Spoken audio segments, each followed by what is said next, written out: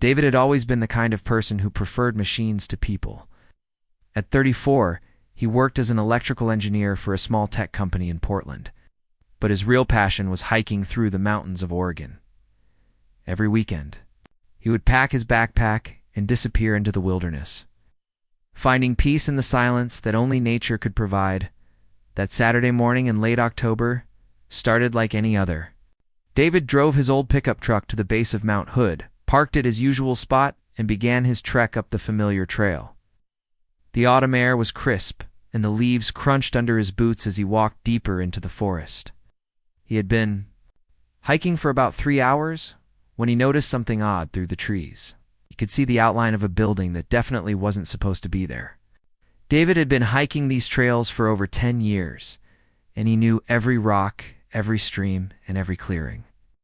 This structure was completely new to him. Curiosity got the better of him, and he decided to investigate. As he got closer, David realized this wasn't just any building. It looked like some kind of research facility with tall concrete walls and small windows. There were no signs, no parking lot, and no visible road leading to it. The whole place seemed abandoned, covered in moss and surrounded by overgrown vegetation. But what really caught his attention was the faint humming sound coming from inside. David walked around the perimeter, looking for an entrance. He found a heavy metal door that was slightly open, as if someone had left in a hurry. His engineering mind told him to be careful, but his curiosity was stronger. He pushed the door open and stepped inside. The interior was nothing like he expected. Long, sterile corridors stretched in both directions, lit by flickering fluorescent lights. The walls were painted a dull gray, and the floor was covered in white tiles that had seen better days. The humming sound was louder now, coming from somewhere deeper in the facility. David began to explore, his footsteps echoing in the empty hallways. He passed several rooms filled with abandoned equipment, computers that looked decades old, filing cabinets with their drawers pulled out, and papers scattered everywhere. Whatever had happened here, it looked like people had left. Quickly, as he ventured deeper into the facility, David noticed that the temperature was getting colder. His breath began to fog in the air, and he could hear a new sound, a faint beeping, like a heart monitor. He followed the sound down a staircase that led to what appeared to be a basement level. The basement was different from the upper floors. The walls here were made of thick metal, and there were heavy doors with small windows built into them. David realized with growing unease that this looked like some kind of containment area. Each door had a number painted on it, and most of them were standing open, revealing empty rooms inside. But one door was different. Door number 7 was closed, and there was a soft blue light coming from the window. David approached carefully and looked through the glass. What he saw inside made his heart stop. There was a girl sitting on the floor of the cell, but she wasn't like any person David had ever seen. Her skin had a pale blue tint, almost like moonlight, and her hair was white as snow. She was thin, too thin, and she was wearing what looked like a hospital gown that had seen better days. But it was her eyes that really struck him. They were large and dark, filled with a sadness that seemed to go deeper than anything human. The girl looked up at the window, and their eyes met. David felt something he couldn't explain, like a voice speaking directly into his mind. She wasn't speaking out loud, but somehow he could understand her. She was scared, alone, and had been trapped in this place for a very long time. Without thinking, David tried the door handle. It was locked, but there was an electronic keypad beside it. His engineering background kicked in, and he began to examine the security system. The equipment was old, probably from the 1990s, and he could see several ways to bypass it. Working quickly, David used his multi-tool to access the wiring behind the keypad.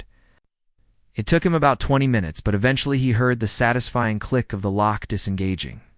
He pushed the door open and stepped inside. The girl looked up at him with those enormous eyes. David could see she was trembling. She tried to stand but collapsed immediately. David rushed to her side and saw that her ankles were connected to the wall by some kind of electronic restraints. The devices looked high-tech but cruel. It's designed to keep someone prisoner without causing obvious injury. Looking more closely at the restraints, David found another control panel. This one was newer and more complex. But his years of working with electronic systems served him well. He managed to deactivate the devices, and they fell away from the girl's ankles with a soft click. The girl tried to speak, but her voice was weak, and her words were in a language David didn't recognize. I think, however, that strange mental connection was still there, and through it, he could sense her gratitude and relief. She was free, but she was also barely conscious. David knew he had to get her out of there immediately. He had no idea who had built this facility or why they had been keeping this unusual girl prisoner, but he knew it was wrong. Every instinct told him that whoever had done this might come back, and he couldn't leave her here. Carefully, David lifted the girl in his arms. She was surprisingly light, as if her bones were hollow like a bird's. She leaned against his chest, and he could feel her relief at finally being safe. As he carried her through the facility and back into the forest, David realized that his quiet, predictable life was about to change forever. The walk back to his truck took much longer than usual, but David didn't mind. He had found someone who needed help, and for the first time in years, he felt like he was doing something truly important. David's cabin sat on 15 acres of private land hidden deep in the Oregon mountains. I had bought the property 5 years ago, wanting a place where he could escape from the noise and stress of city life. The cabin was simple but comfortable, with 2 bedrooms, a kitchen, and a living room with a stone fireplace. Most importantly, it was completely isolated, with the nearest neighbor living more than 10 miles away. As David carried the strange girl into his home, he wasn't sure what to do next.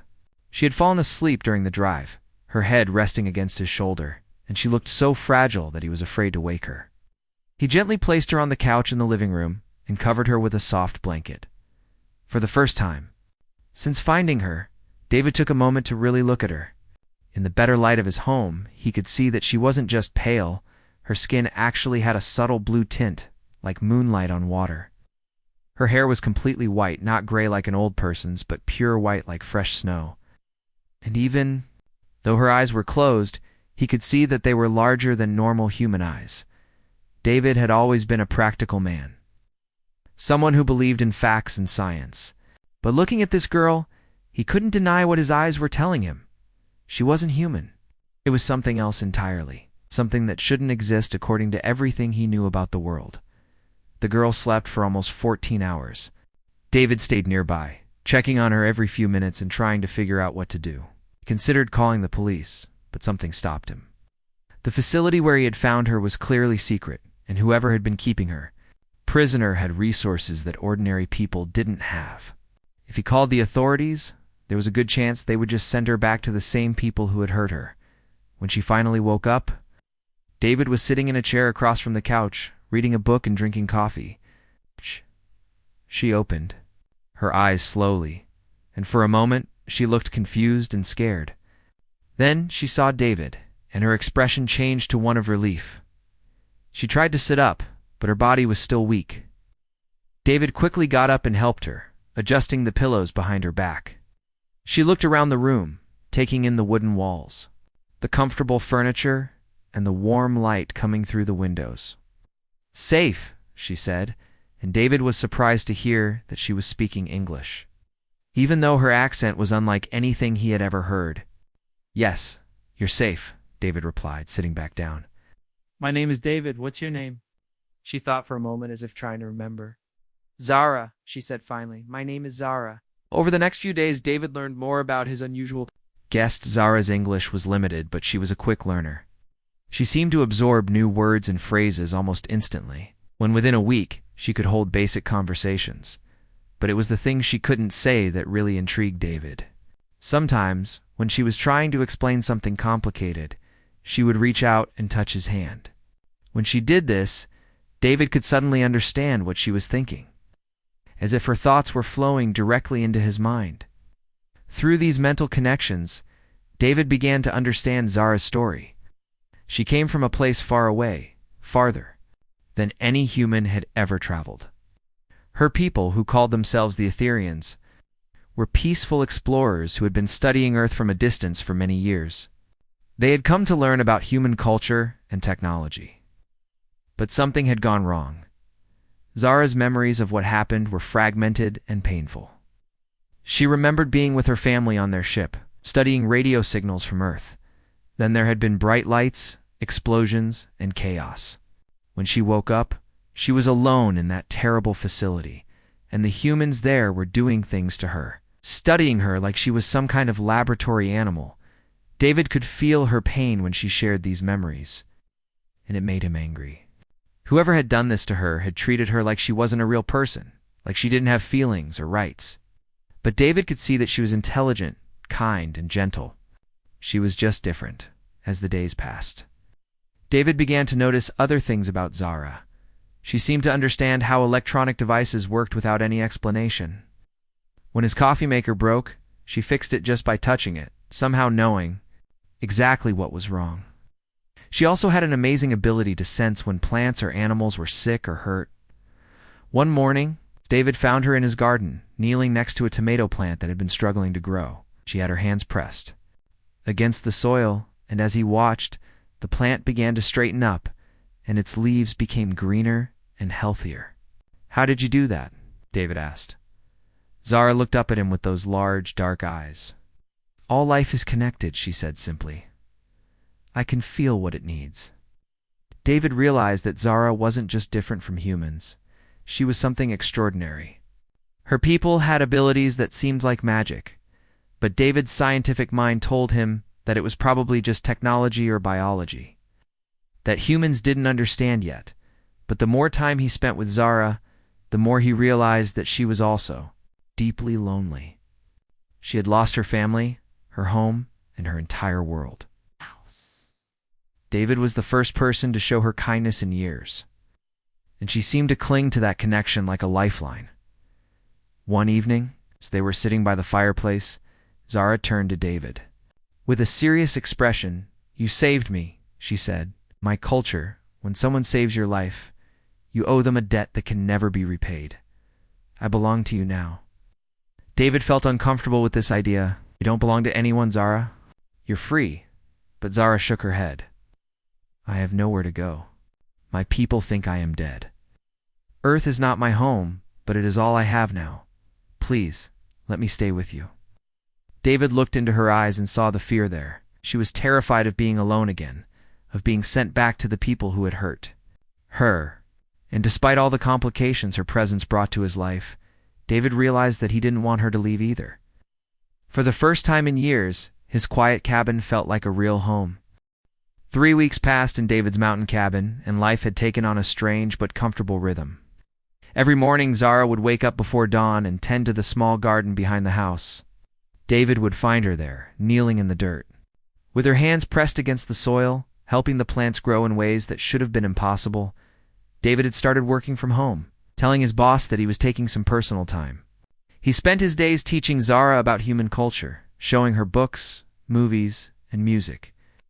She was fascinated by everything, asking endless questions about how humans lived, why they did certain things, and what their emotions meant. But it was the conversations about her own people that really opened David's eyes to how different their worlds were. Zara explained that Etherians lived much longer than humans, sometimes for hundreds of years. They didn't fight wars or compete with each other the way humans did. Instead, they focused on learning, exploring, and helping other forms of life grow and thrive. "Your people sound peaceful," David said one evening, as they sat on the porch, watching the sunset paint the mountains orange and pink. Zara nodded, but her expression was sad. "We are peaceful, but maybe too peaceful. When the attack came, we didn't know how to fight back. We only knew how to run away, but it was too late." David had learned not to push her when she talked about the attack on her people. The memories were still too painful, and sometimes when she remembered too much, she would get terrible headaches that lasted for hours. Instead, he focused on helping her understand life on Earth. He taught her how to cook human food, though she preferred fruits and vegetables to anything else.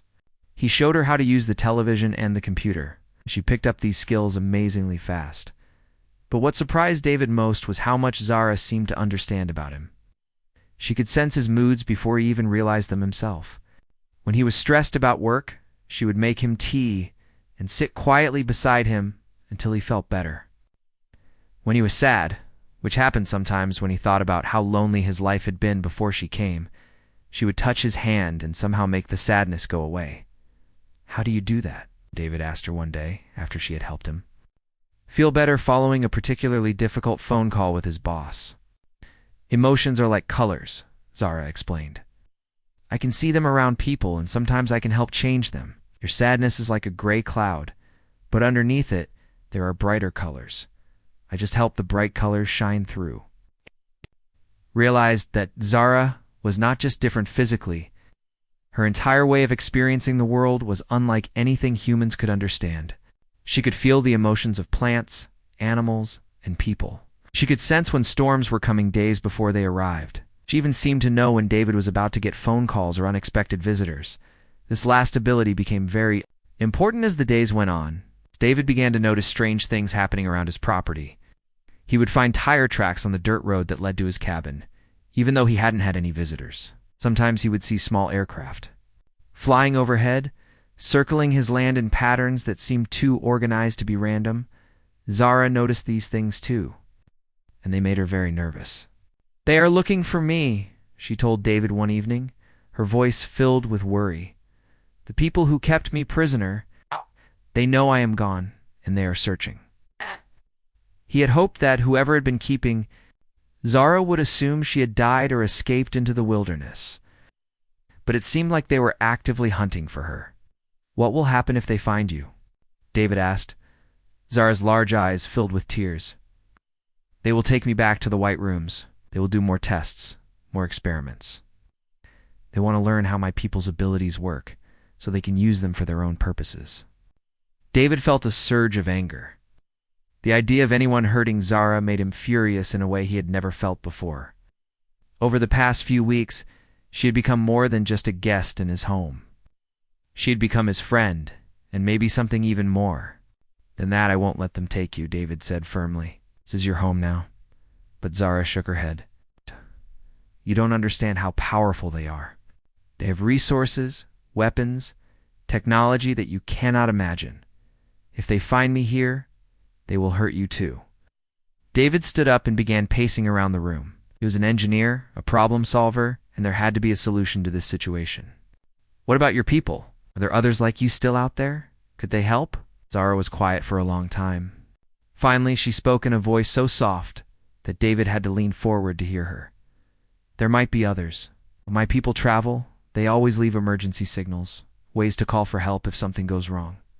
But I would need special equipment to send the signal, and I don't know if anyone would even be listening anymore." David felt a spark of hope. "What kind of equipment?" Zara described a device that sounded like a combination of a radio transmitter and something much more advanced. David realized that he might be able to build something similar using his engineering, knowledge, and some specialized parts. But there was a problem. Getting the parts would mean leaving the cabin and traveling to the city, which would be dangerous.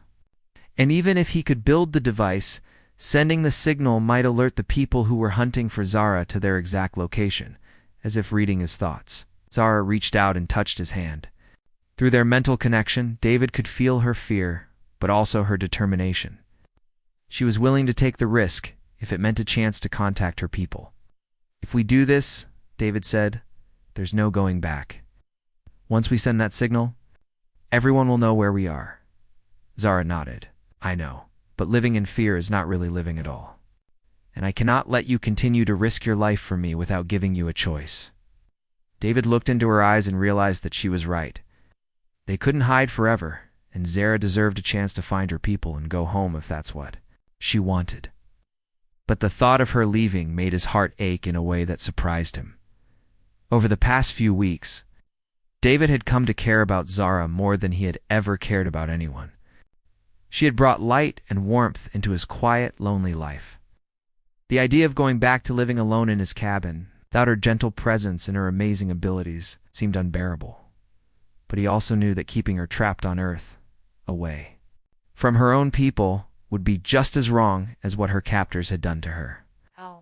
If there was a chance for her to find her family and return to the stars, then he had to help her, even if it meant losing her forever. The next morning, David woke up to find Zara standing by the window, her body tense with worry. She had been awake all night, using her abilities to sense the area around the cabin. What she found made David's blood run cold. "They're getting closer," she whispered, not turning away from the window. "I can feel them." 3 groups of people, moving through the forest from different directions. They have equipment, machines that beep and make noise. They're searching for something. David joined her at the window and peered out into the earliest morning mist. The forest looked peaceful, but he trusted Zara's senses completely. If she said danger was coming, then they needed to act fast. "How much time do we have?" David asked, already moving toward his bedroom to pack. "Maybe 6 hours? Maybe less," Zara replied. "They're moving slowly, being careful, but they're definitely coming this way." David had spent the past week building the communication device that Zara had described.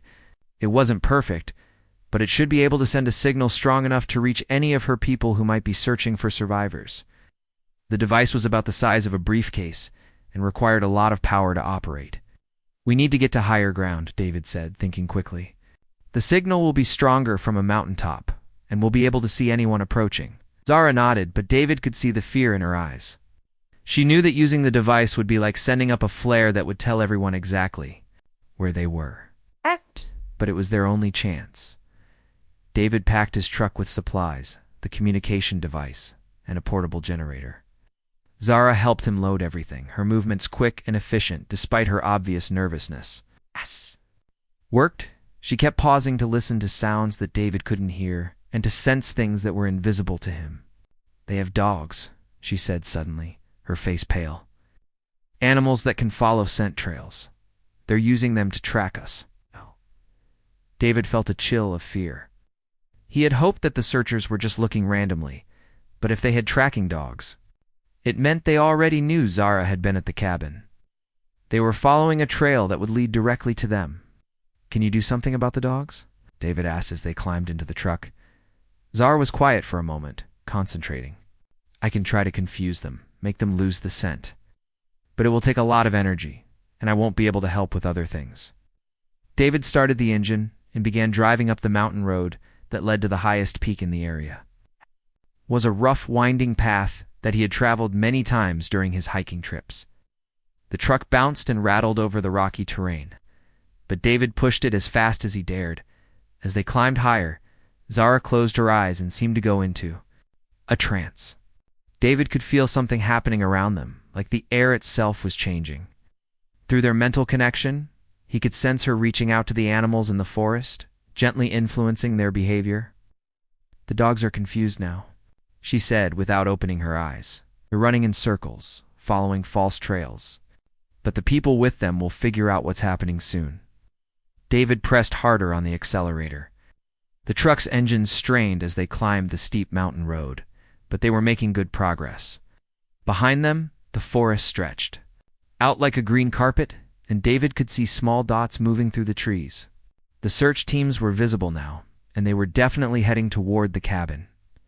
It took them almost 2 hours to reach the summit. David parked the truck behind a cluster of large rocks where it would be hidden from view. Together, they carried the communication device and the generator to the highest point of the mountain. The view from the top was breathtaking. They could see for miles in every direction, across forests and valleys and distant mountains. But David wasn't interested in the scenery. He was focused on setting up the device and getting it working before their pursuers found them. As David connected the cables and started the generator, Zara stood watch. Her abilities let her sense everything happening in the forest below, and what she felt made her increasingly nervous. "They found the cabin," she reported. "They're searching through everything, looking for clues about where we went. And there's something else." David looked up from his work. "What?" "There are more of them than I thought. Not just the 3 groups I sensed before. There are vehicles on all the roads leading up the mountain. They're surrounding us." His heart sank. He had hoped they could send the signal and then escape down the other side of the mountain. But if there were people waiting on all the roads, they were trapped. "How long before they reach us?" David asked, working faster to connect the final components of the device. "Maybe an hour," Zara said. "They're moving carefully, checking every trail and every hiding place. But they'll find us eventually." David powered on the communication device, and it hummed to life. The display showed that it was working, but Zara would need to program it with the specific signal that her people would recognize. She knelt beside the device and placed her hands on the control panel. "I'm not sure this will work," she said, her voice filled with doubt. "It's been so long since the attack. My people might have given up searching for survivors." "We have to try," David said, placing his hand on her shoulder. "It's our only chance." Zara nodded and closed her eyes, concentrating deeply. The device began to emit a strange musical sound that seemed to resonate through the air around them. David could feel the power of the signal as it reached out into space, carrying Zara's desperate message to anyone who might be listening. For 10 minutes, nothing happened. Then, suddenly, Zara's eyes snapped open. "Something's coming," she whispered, looking up at the sky. "But I don't know if it's my people or something else." David followed her gaze and saw a small dot in the distance, moving fast across the sky. It was still too far away to identify, but it was heading straight for them. At the same time, David could hear the sound of vehicles approaching from multiple directions. The search teams had found their trail and were closing in fast. They had maybe 10 minutes before they would be surrounded. Zara stood up and took David's hand. "Whatever happens next, I want you to know that these past weeks have been the happiest of my life. You gave me hope when I thought I would never feel hope again." David squeezed her hand, feeling the same mix of fear and gratitude. "You changed my life too, Zara. You showed me what it means to care about someone more than yourself." The dot in the sky was getting larger now, and David could see that it wasn't like any aircraft he had ever seen. It was smooth and silent, moving in ways that seemed to defy the laws of physics. At the same time, he could hear the voices of the search teams getting closer, their radios crackling with urgent communications. Whatever was about to happen, David knew that his quiet life in the mountains was over forever. But as he looked at Zara standing brave and beautiful against the backdrop of the endless sky, he realized that some things were worth any sacrifice. The strange aircraft in the sky grew larger and more detailed as it approached the mountaintop. David could see now that it was unlike anything built by human hands. The craft was perfectly smooth, with no visible engines or wings, yet it moved through the air with impossible grace. Its surface seemed to shimmer like liquid silver. It made no sound at all as it descended toward them at the same time. David could hear the search teams getting closer from all directions. Vehicle doors slammed shut as the pursuers abandoned their trucks and began climbing the final stretch to the summit on foot. Their voices echoed off the rocks as they coordinated their approach. David could see flashlight beams cutting through the morning shadows. Zara stood perfectly still, her eyes fixed on the approaching spacecraft. Tears were streaming down her face, but David could feel through their connection that these were tears of joy, not fear. "It's them," she whispered. "It's really them. My people came back for me." The spacecraft settled gently onto a flat area of the mountaintop, about 50 yards away from where David and Zara were standing. As it touched down, a section of its hull became transparent, and David could see figures moving inside. Similar to Zara, with the same pale blue skin and large dark eyes.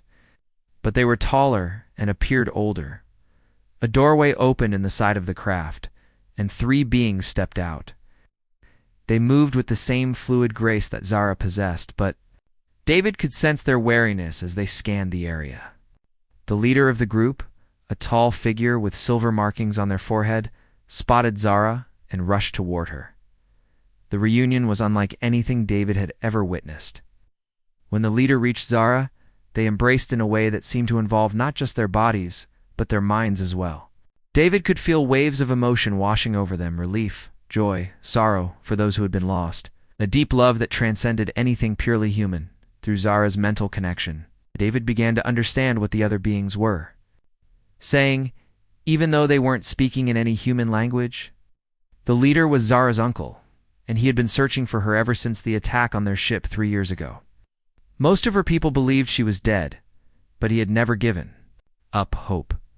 "We detected your signal," the uncle said, his mental voice filled with emotion. "We came as quickly as we could, but we weren't sure if we would find you alive.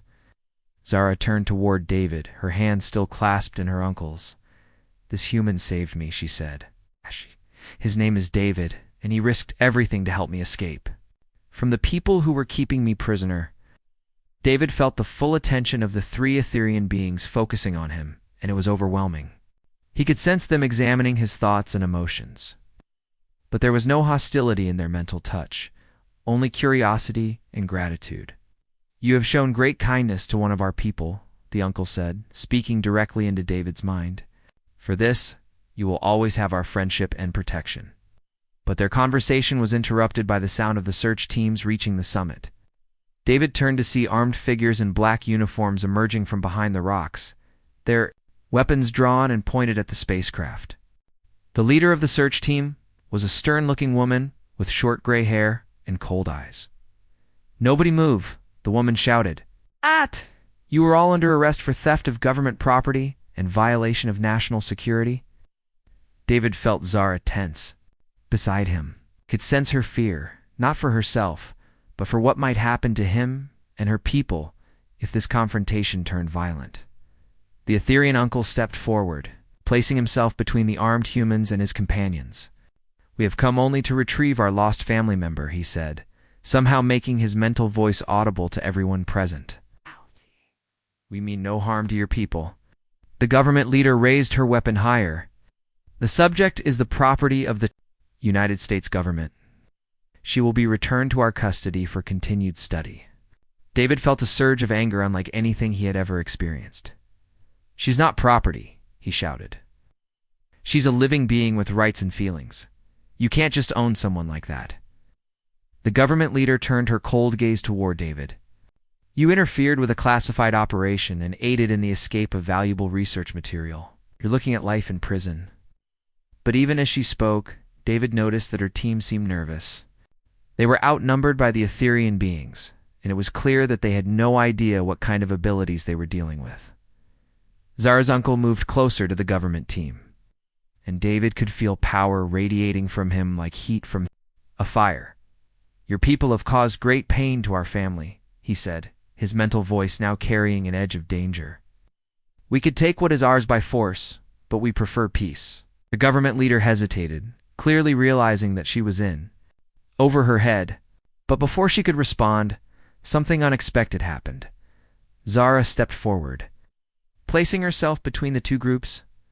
"Stop," she said, her voice carrying both authority and sadness. "I won't let anyone be hurt because of me." She turned to face the government team. "You want me to come with you so that you can study me and learn about my people's abilities? But I'll make you a deal. Let David go free. Promise that he won't be punished for helping me, and I'll come with you willingly."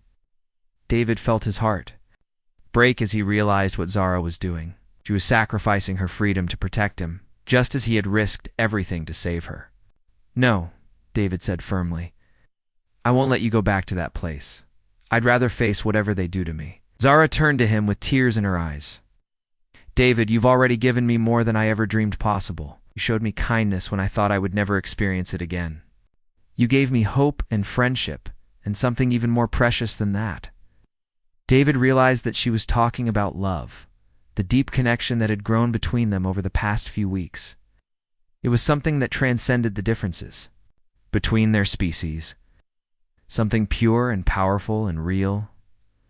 Zara's uncle had been listening to this exchange with growing understanding. He approached David and placed a gentle hand on his shoulder. "There is another way," he said. "Our ship has room for one more passenger, if that person is willing to leave their old life behind." David felt his breath catch in his throat. Uncle was offering him a chance to go with them, to leave Earth and travel among the stars with Zara and her people. It would mean giving up everything he had ever known, but it would also mean staying with the person who had become the most important thing in his world. Zara looked at him with hope and fear mixed in her large eyes. "You don't have to decide right now," she said. "Think about what you would be giving up." But David had already made his decision. Over the past few weeks, Zara had shown him what his life had been missing. She had brought warmth and wonder and love into his lonely existence.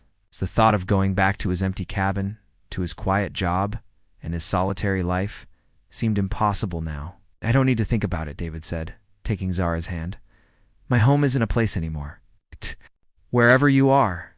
The government leader started to protest. But Zara's uncle silenced her with a look that made her weapons suddenly feel useless. This human is under our protection now, he said. Any attempt to harm him will be considered an act of war against our people. As David and Zara walked hand in hand toward the spacecraft, David felt a mix of fear and excitement unlike anything he had ever experienced.